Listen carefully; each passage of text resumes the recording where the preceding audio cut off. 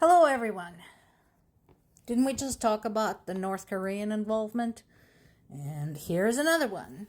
So, when Russia launched North Korean ballistic missiles at a Ukrainian village, they killed an entire family.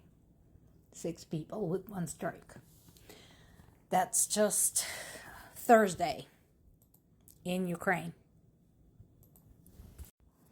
And an F-16 jet had crashed while chasing Russian air targets, most likely drones, missiles, glide bombs, etc. The aircraft was on duty at the time, intercepting Russian airborne targets, and it malfunctioned. Fortunately, the pilot was able to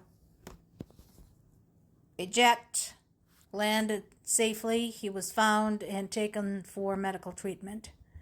The crash site is being investigated to find the reasons for the malfunction.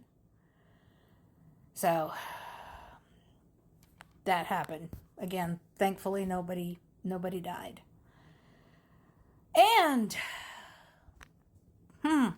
things keep happening to Russian warmongers and generals.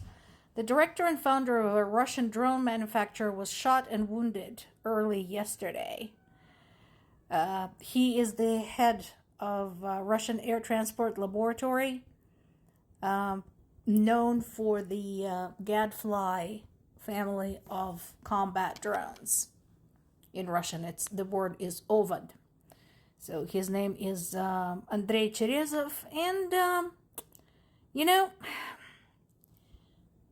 those people should really watch out for themselves, because right now there's an entire country in this world who basically hates them.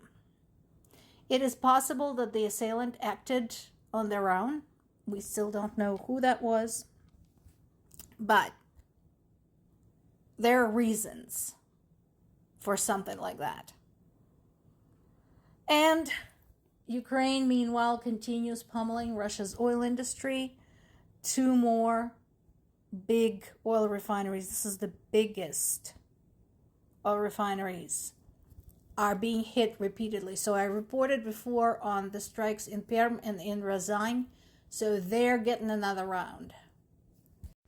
At the same time, Russia's banks are reeling and having to restructure their business loans and their payouts, etc., because of Ukraine's attacks on Russia's e-commerce, primarily the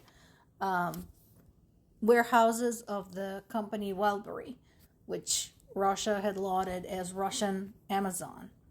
As the result of all of this, Russian ruble fell, and that's adding it all up. That is a drop of 14% against the dollar since May 20th.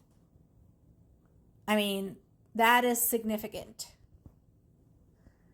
Plus, over the past 3 weeks, Ukrainians have struck 201 Russian vessels in the Black Sea and in the Sea of Azov.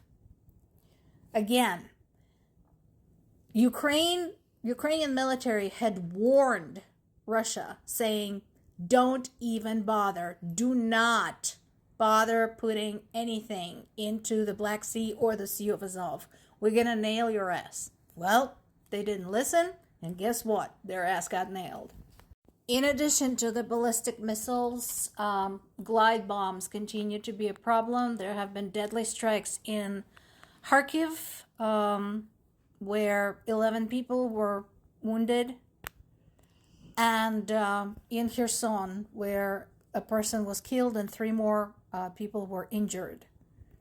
So, again, the problem is with both ballistic missiles and glide bombs is the speed.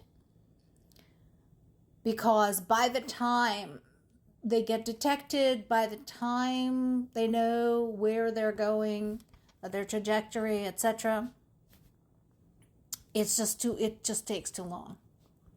That is why Ukraine keeps begging for air defense systems like Patriot interceptors to take care of those. Interestingly, Russian officials have charged the founder and chief executive officer of the messaging app Telegram with aiding terrorism.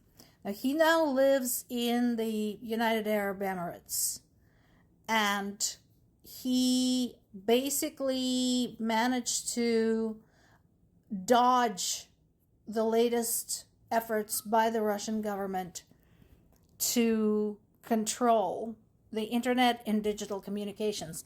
And remember, I mentioned that one of the problems for Kremlin has been suppressing information about the damage dealt by the Ukrainian attacks and the locations of those attacks.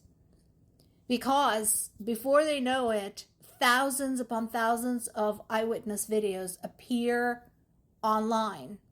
Telegram being a very popular channel for that. In addition, similarly, just as the Russian government tried to downplay the gas shortages, again, there were thousands upon thousands of videos of people in multi-kilometer lines, people sitting there for hours, sometimes over a day, to get gas. And so, yeah, I can see how they would be pissed off.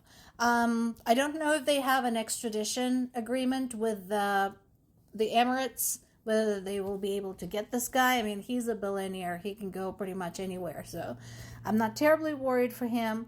But yeah, this is interesting. This is stinging them. This information leak is definitely upsetting for the Russian government. Even though at the same time, Telegram had served also as a tremendous channel of anti-Ukrainian propaganda.